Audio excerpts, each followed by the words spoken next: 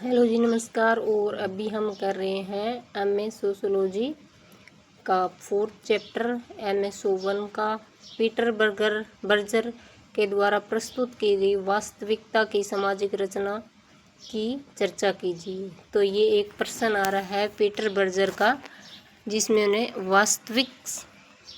वास्तविकता की सामाजिक रचना की चर्चा के बारे में पूछा है। तो ये लेसन 4 का है और सामाजिक परिघटना और दैनिक रोजाना या दैनिक सामाजिक वास्तविकता। इसके बाद में सेकंड क्वेश्चन है, बर्जर और लुकमान का वास्तविकता की सामाजिक संरचना से क्या अभिप्राय था। तो ये भी लेसन 4 का इम्पोर्टेंट क्वेश्चन है। सामाजिक वास्तविकता की परिघटना, रोजाना या दैनिक सामाजिक वास्तविकता, यही सेम है, इसको पूछने का अलग है। इसमें बर्जर और लुकमान का वास्तविकता की सामाजिक रचना से अभिप्राय पूछ लिया। थर्ड क्वेश्चन है, वस्तुनिष्ठ सामाजिक वास्तविकता से आप क्या समझते हैं, वर्णन कीजिए। तो ये भी लेसन 4 का ही है। इसमें समाज की विषयगत वास्तविकता के बारे में बताना है। इसके बाद में क्वेश्चन नेक्स्ट दे रखा है, समाज को समझने के संबंध में सामाजिक सच्चाई की रचना के सिद्धांत का वर्णन कीजिए। सामाजिक सच्चाई की रचना के सिद्धांत का वर्णन कीजिए। तो ये भी इसी लेसन का है और इसमें भी यही परिचय वास्तविकता का निर्माण, सामाजिक वास्तविकता की परिघटना और समाज की विशेषंगत वास्तविकता के बारे में ही बताना है। तो इसमें अब सबसे पहले देखते हैं वास्तविकता का जो निर्माण है वह कैसे हुआ था। तो वास्तविकता का जो निर्माण है, यदि ध्यान से देखा जाए तो सामाजिक वास्तविकताओं का निर्माण तभी होता है जब समाज के नए सदस्य इन्हें अपनाना शुरू कर देते हैं। सामाजिक वास्तविकता का निर्माण जब होता है जब समाज के नए सदस्य इन्हें अपनाना शुरू कर देते हैं। जीवन में ऐसे कई महत्वपूर्ण क्षेत्र हैं जैसे आर्थिक, राजनीतिक, मनोवैज्ञानिक और धार्मिक, जिनमें नई पीढ़ी के सदस्यों को विशेष तरीके से व्यवहार करने का प्रशिक्षण देकर इनमें से प्रत्येक को एक दूसरे के साथ जोड़ने का प्रयास किया जाता है, जिन्हें नई पीढ़ी अपने लिए उपयुक्त और सही समझती है। अब देखो, सामाजिक वास्तविकता का निर्माण कब होता है, जब समाज के नए सदस्य इन्हें अपनाना शुरू कर देते हैं। जीवन में से कई महत्वपूर्ण क्षेत्र है जैसे आर्थिक, राजनीतिक, मनोवैज्ञानिक, धार्मिक, जिनमें नई पीढ़ी के सदस्यों को विशेष तरीके से व्यवहार करने का प्रशिक्षण देकर इनमें से प्रत्येक को एक दूसरे के साथ जोड़ने का प्रयास किया जाता है। इन्हें नई पीढ़ी के लिए उपयुक्त और सही समझाती है। किसी भी समाज की संरचना वास्तव में एक नाजुक संरचना है जिसकी सांस्कृतिक और लगातार अंतःक्रियाओं के माध्यम से समीक्षा करने की आवश्यकता पड़ती है। इस प्रकार वास्तविकता स्वयं से इस तरह क्षणभंगुर होती है कि कोई भी विघटनकारी स्थिति से नष्ट कर सकती है, व्यवस्था को भी ठप कर सकती है। यही कारण है कि जीर्ण अवस्था के द्रव्यमान को अंतःक्रिया उत्पन्न होती है, उसे ठीक करने में काफ़ी समय लगता है। यहाँ तक कि सामाजिक संरचना में आई गड़बड़ी को ठीक करने के लिए सैकड़ों वर्ष लग जाते हैं। वास्तविकता का निर्माण यद्यपि बहुत से समाजों में एक समान होता है, फिर भी एक व्यक्ति से दूसरे व्यक्ति, एक राष्ट्र से दूसरे राष्ट्र ये भिन्न होता है। तो इसका मतलब क्या है? इसका मतलब यही है कि वास्तविकता का निर्माण एक आदमी से दूसरे आदमी तक भिन्न होता है, एक समाज से दूसरे समाज तक भिन्न होता है, ठीक है। और जब नई पीढ़ी समाज की नई चीज़ों को अपनाना शुरू कर देती है तब क्या वास्तविकता का निर्माण होता है। ये आर्थिक में भी, राजनीतिक, मनोवैज्ञानिक, धार्मिक, हर क्षेत्र में हो सकता है। और किसी भी समाज की संरचना वास्तव में एक नाजुक संरचना होती है जिनकी संस्कारी और लगातार अंतःक्रियाओं के वास्तविकता स्वयं में इस तरह क्षणभंगुर होती है कि कोई भी विघटनकारी स्थिति इसे नष्ट कर सकती है, व्यवस्था को ठप कर सकती है। कोई भी विघटनकारी स्थिति है वो क्या इसे नष्ट कर सकती है। इसके बाद में है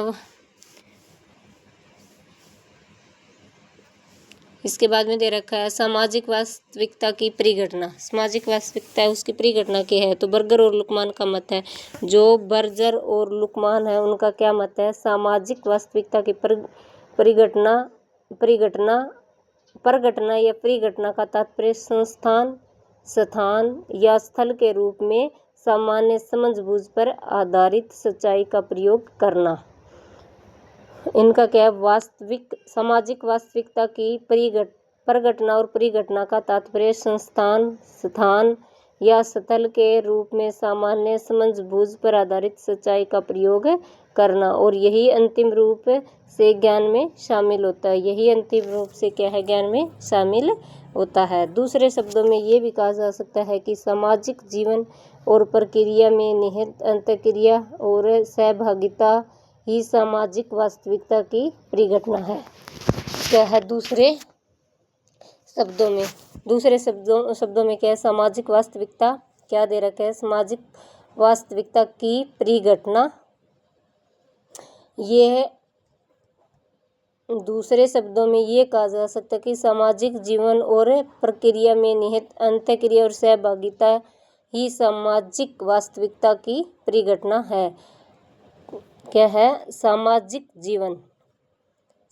जीवन और प्रक्रिया में निहित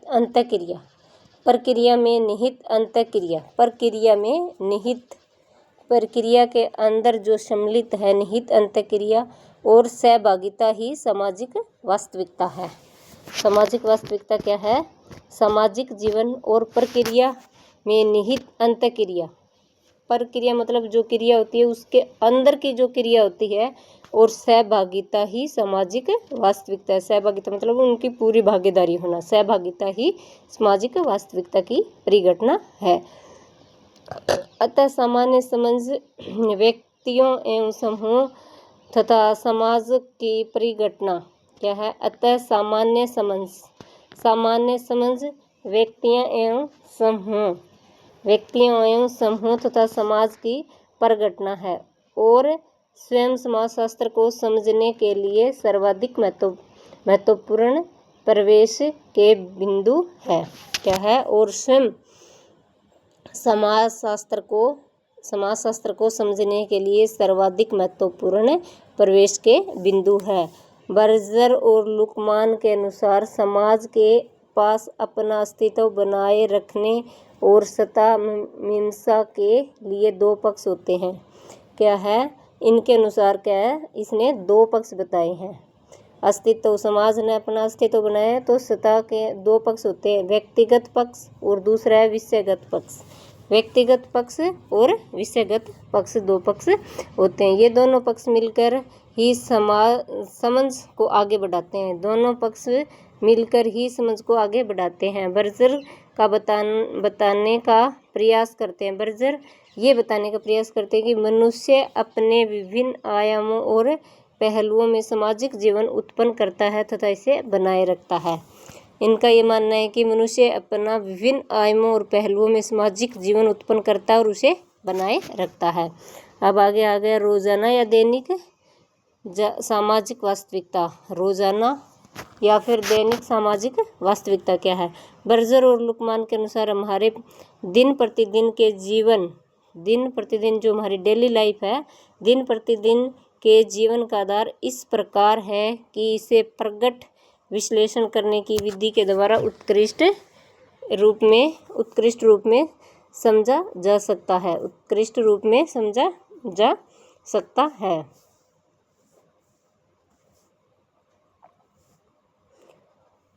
और वह स्वभावतः एक व्याख्यान विधि भी है। ये क्या, एक व्याख्यान विधि भी है। अतः हम गौर कर सकते हैं कि चेतन में विभिन्न आयामों में उपस्थित रहने और विभिन्न प्रकार की वास्तविकता से संबंधित बुनियादी गुण, धर्म या विशेषताएं होती है तथा मानव कुछ सीमा तक इस बात के प्रति सजग रहता है कि दैनिक जीवन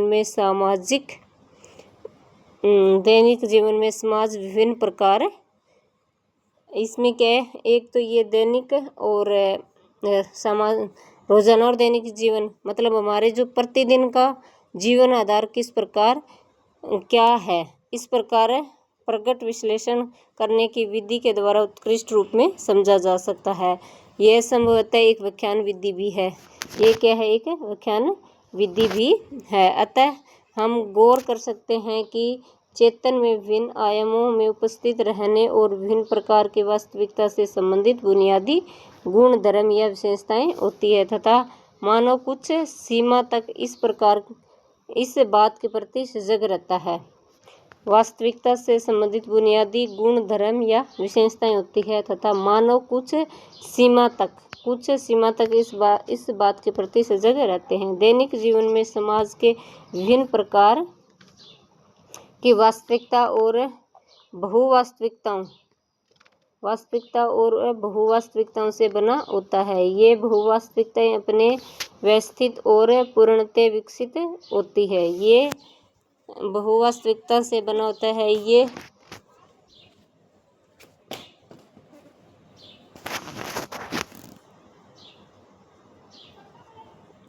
बहुवास्तविकताओं से बना होता है। ये बहुवास्तविकताएं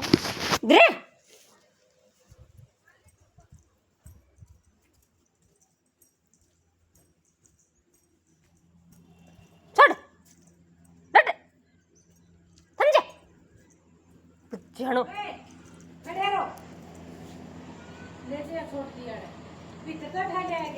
और हिस्सा है, हिस्सा मेरा पटरे भी बार नवार पार है, इन्हें कर जाएगा घर पर निकाल में बचेगा थोड़ा ललकार जाएगा जब बड़ा दिक्कत हम बेरे कन पटन दे इन्हें कर आगे परली गाड़ में चल जाएगा सीधा।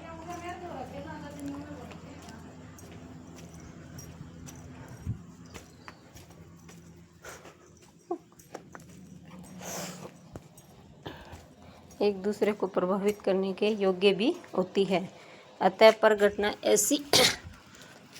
प्रघटना ऐसी होती है कि इसे मनुष्य के द्वारा विशिष्ट प्रतिरूप में देखा जा सकता है और इन सामाजिक तथ्यों या वास्तविकताओं को उन पर थोपा जा सकता है। इस प्रकार हम कह सकते हैं कि सामान्य बोध ज्ञान ही है जिससे मनुष्य अंतःक्रिया के माध्यम के द्वारा अपने आप मनुष्यों में आप में बांटता है। यह दिन प्रतिदिन की संरचना में काफ़ी स्पष्ट हो जाता है जैसे दैनिक जीवन में अपनाता है। यद्यपि साधारण समझ, ज्ञान और इसके सामाजिक परिवेश की जांच करना सरल है, लेकिन लुकमान के अनुसार इस प्रकार के क्षेत्रों की व्याख्या और रूपांतरण में कठिनाई पैदा होती है। उनके अनुसार सामान्य बोध ज्ञान के रूप में वर्गीकृत नहीं किया जा सकता, वरन यह वास्तव में दैनिक जीवन की वास्तविकता नहीं है। इस प्रकार क्या है? भी सामान्य बोध ज्ञान ही है जिसे मनुष्य के अंतःक्रिया के माध्यम के द्वारा अन्य मनुष्यों से आपस में बांटता है और यह दिन प्रतिदिन की संरचना में काफ़ी स्पष्ट हो जाता है जिससे मनुष्य दैनिक जीवन में अपनाता है। ये क्या है? बिल्कुल आराम से हो जाता है। जो हम वास्तविकता है ना उसको क्या हम दैनिक जीवन में अपनाते भी हैं, इससे मनुष्य दैनिक जीवन में अपनाता है। यद्यपि साधारण समझ, ज्ञान तथा इसके सामाजिक परिवेश में इसकी जांच करना क्या है? शामिल है, लेकिन इसकी क्या है? यद्यपि साधारण समझ, ज्ञान और सामाजिक परिवेश में इसकी जांच करना सरल है, लेकिन लुकमान के अनुसार इस प्रकार के क्षेत्रों की व्याख्या और रूपांतरण में कठिनाई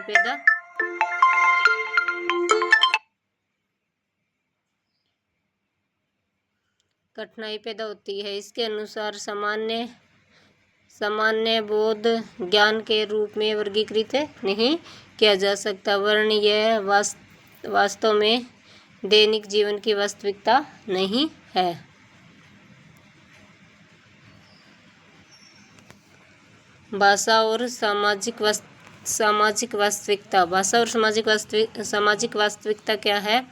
भाषा के क्षेत्र में सामाजिक वास्तविकता मौजूद होती है। प्रत्येक भाषा का अपनी एक विशिष्ट व्याकरण और वाक्य विन्यास होता है और यह सभी समाजों में एक महत्वपूर्ण संकेत की पद्धति है। क्या है, प्रत्येक व्याकरण की क्या एक अपना वाक्य विन्यास होता है और ये सारे समाजों में क्या भी महत्वपूर्ण पद्धति के रूप में जाना जाता है। भाषा ज्ञान की ऐसी निधि सृजित करती है, भाषा ज्ञान की ऐसी निधि सृजित करती है जो नियंत्रण विस्तारित और संकुचित होती रहती है, जो नियंत्रण विस्तारित और संकुचित होती रहती है, क्योंकि विविध शब्द एवं विचार ज्ञान एवं विचारों की समग्र निधि में प्रवेश करते हैं तथा ज्ञान समझ के ऐसे पहलू है जो विचारों और ज्ञान की समग्र पद्धति से घटित होते हैं। किसी भी भाषा ने ढेर सारे शब्दों को संकलित किया है।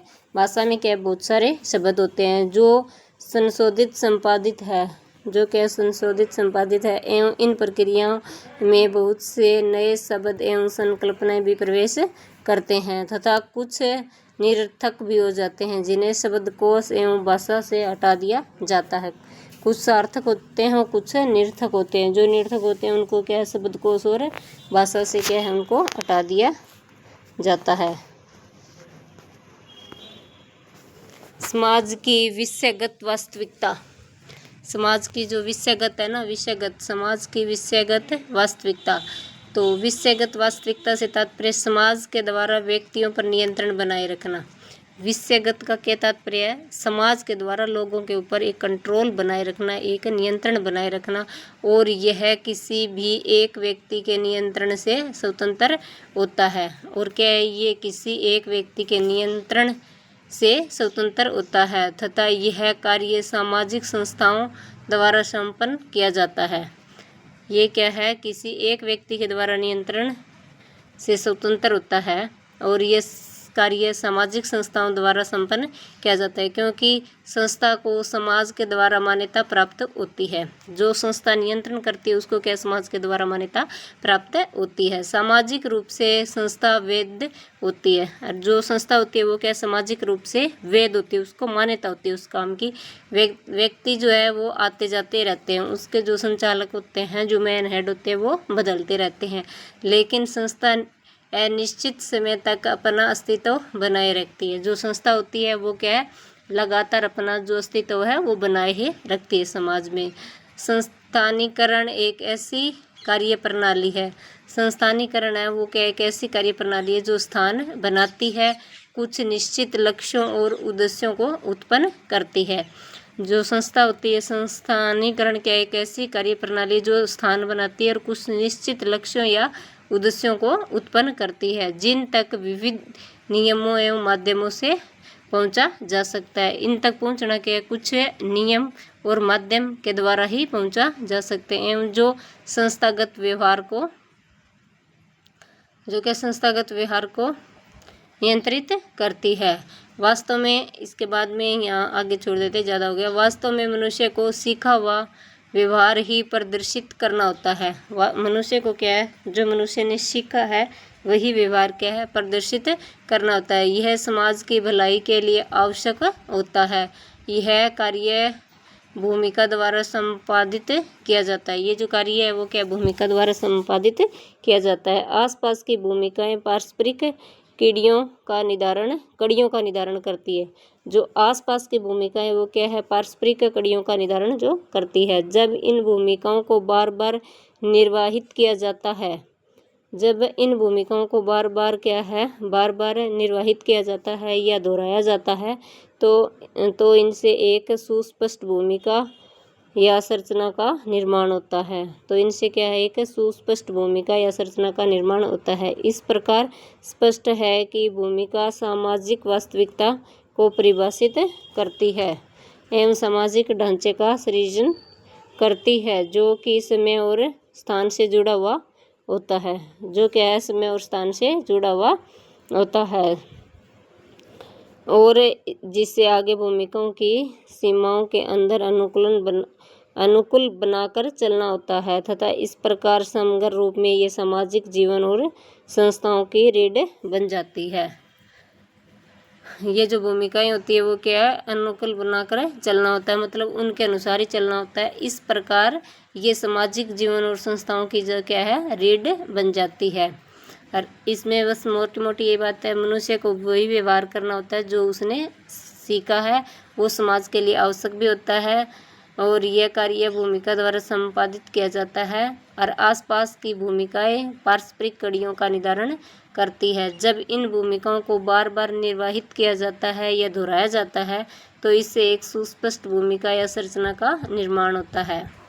सुस्पष्ट भूमिका या संरचना का जो निर्माण होता है। इस प्रकार सामाजिक भूमिका वास्तविकता की परिभाषित करती है। इस प्रकार जो सामाजिक भूमिका वो क्या वास्तविकता को परिभाषित करती है एवं सामाजिक ढांचे का निर्माण करती है। समय तथा स्थान से जुड़ा हुआ होता है, जिससे आगे भूमिकाओं की सीमाओं के अंदर अनुकूल बनकर चलना होता है तथा इस प्रकार समग्र रूप से ये सामाजिक जीवन और संस्थाओं की रीढ़ जो है वो बन जाता है। इसका तात्पर्य यह है कि संस्थान व्यक्तियों को एक पहचान प्रदान करती है। इसका क्या तात्पर्य है, ये जो संस्था है ये क्या व्यक्तियों को एक पहचान प्रदान करती है, इसके बाद में वे उन पर निर्भर होने लगते हैं। अतः भूमिकाओं को सही ढंग से निभाने के लिए सदस्य को भूमिका की संपूर्ण जानकारी होनी चाहिए। क्या है, इन भूमिकाओं को सही ढंग से निभाने के लिए इनकी जो सही जानकारी है वो होनी चाहिए। इसके लिए ये ज़रूरी है कि भूमिकाओं के संज्ञात्मक और व्यवहारात्मक पहलू सहित उनकी बहुत सी जटिलताओं का अनुभव होना चाहिए।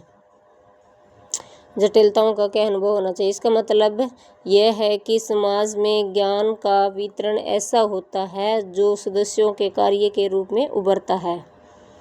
जो लोगों को ज्ञान होता है समाज में ज्ञान का वितरण ऐसे होता है जैसे जो लोग कार्य कर रहे हैं उनके रूप में क्या उनका जो ज्ञान है वो उभरता है और उनकी सामाजिक भूमिकाओं को बनाता है, जिससे बुनियादी समझ विकसित होती है। जैसे सदस्य को अंतःक्रिया करते समय किसी अन्य व्यक्ति की बातों पर अपनी प्रतिक्रिया व्यक्त करनी चाहिए। वास्तव में ज्ञान के समाजशास्त्र में भूमिकाओं का अध्ययन बहुत ही महत्वपूर्ण है। वास्तव में क्या है, वास्तव में ज्ञान के समाजशास्त्र में भूमिकाओं का अध्ययन बहुत ही महत्वपूर्ण है, क्योंकि इसी के द्वारा जो समाजशास्त्र की भूमिकाएं हैं उनका ज्ञान बहुत ही जरूरी है। इसके द्वारा ही हम ये सीखते हैं कि किस प्रकार बड़े संस्थान व्यक्ति विशेष और समूह पर अपना प्रभाव डालते हैं। जो बड़े संस्थान होते हैं वो एक आदमी के ऊपर अपना प्रभाव कैसे डालते हैं और वास्तविकता उत्पन्न होती है। उससे क्या है कि जो वास्तविकता है वो उत्पन्न होती है, जो कि सामाजिक वास्तविकता के निर्माण का महत्वपूर्ण भाग है। इस प्रकार से ये स्पष्ट है कि सामाजिक वास्तविकता का निर्माण वास्तव में समाज के सभी सदस्यों के सहयोग का परिणाम है। इस प्रकार ये स्पष्ट है कि सामाजिक वास्तविकता का निर्माण वास्तव में समाज के सभी सदस्यों का सहयोग परिणाम है। यदि समाज तुलनात्मक रूप से सशक्त और क्रमबद्ध है तो इनके संस्थान का समाज के सदस्यों के द्वारा आदर किया जाता है तथा सदस्य इनका साझा प्रयोग करते हैं।